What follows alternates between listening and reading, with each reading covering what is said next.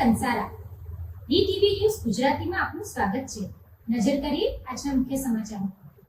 અંકલેશ્વર નગરપાલિકાની તારીખ 17/7/2026ની સામાન્ય સભામાં એજન્ડા ક્રમાંક 3 હેઠળ રચાયેલી વાહન વ્યવહાર, સેનિટેશન અને ડ્રેનેજ કમિટીની રચના સામે કોંગ્રેસના નગરસેવકોએ મુખ્ય અધિકારીને લેખિત રજૂઆત કરી છે।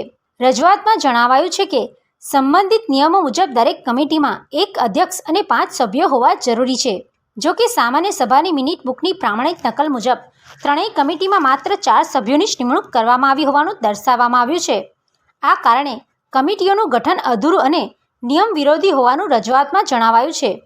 અરજદારે દાવો કર્યો છે કે અધૂરી અને કાયદેસર રીતે અમાન્ય ગણાતી કમિટીઓ દ્વારા વહીવટી, નાણાકીય અથવા ટેકનિકલ નિર્ણયો લેવામાં આવશે તો તેની કાયદેસરતા અંગે ગંભીર પ્રશ્નો ઊભા થઈ શકે છે। તેથી તપાસ પૂર્ણ ન થાય ત્યાં સુધી ત્રણેય કમિટીની તમામ પ્રકારની સત્તાકીય કામગીરી પર તાત્કાલિક રોક મૂકવાની માંગ કરવામાં આવી છે।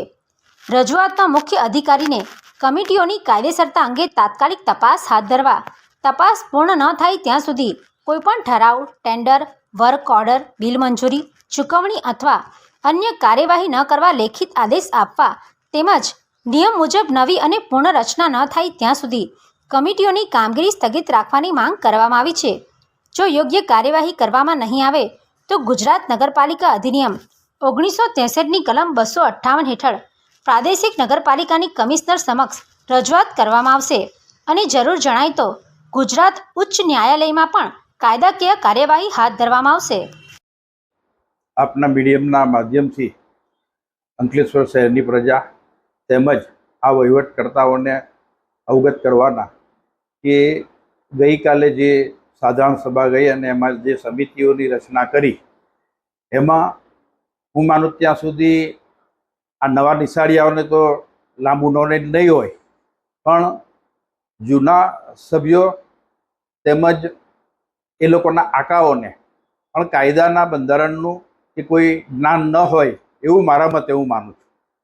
કેમ કે આ સમિતિઓની જે રચના થઈ એમાં નગરપાલિકા અધિનિયમ 271 મુજબ અંકલેશ્વર નગરપાલિકાના જે પેટા કાયદાઓ હોય છે જે મુજબ આ સમિતિઓની વરણી કરવાની હોય છે અને બોમ્બે એક્ટ મુજબ અંકલેશ્વર નગરપાલિકાના પેટા કાયદામાં કારોબારી સમિતિમાં જેટલા સભ્યો હોય એમાંથી દરેક સમિતિમાં 2 સભ્ય સમાવવાની જોગવાઈ પેટા કાયદામાં થયેલી છે, પરંતુ એ પેટા કાયદાની દરાર અવગણના કરીને ગેરબંધારણીય રીતે આ સમિતિઓમાં વાહન વ્યવહાર સમિતિ, સેનિટેશન સમિતિ અને ડ્રેનેજ સમિતિ એ સભ્યોની નિમણૂક કરવામાં આવી છે અને એના ચેરમેન નિયુક્ત કરવામાં આવ્યા। અમારી દ્રષ્ટિએ આ સદંતર રીતે ગેરબંધારણીય અને નગરપાલિકા એક્ટ મુજબ જે કારોબારી સમિતિ છે અને કારોબારી સમિતિ બાદ જે પેટા સમિતિઓ છે તેમાં સામ્યતા જોવા મળતી નથી।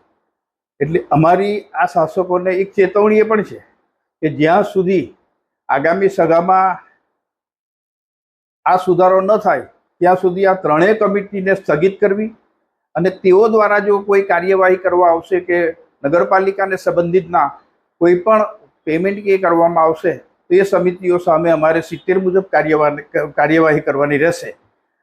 આ હું અમારા તમામ 11 સભ્યોની એક સંયુક્ત ચર્ચા બાદ અમે આ નિર્ણય પર આવ્યા છે કે આની સામે અમારે યોગ્ય કાયદાકીય કાર્યવાહી કરવા માટે અમે અમારા સભ્ય જહાંગીરભાઈ છે, રફીકભાઈ છે, જે સિનિયર સભ્યો છે એને અનુરોધ કરીએ છીએ।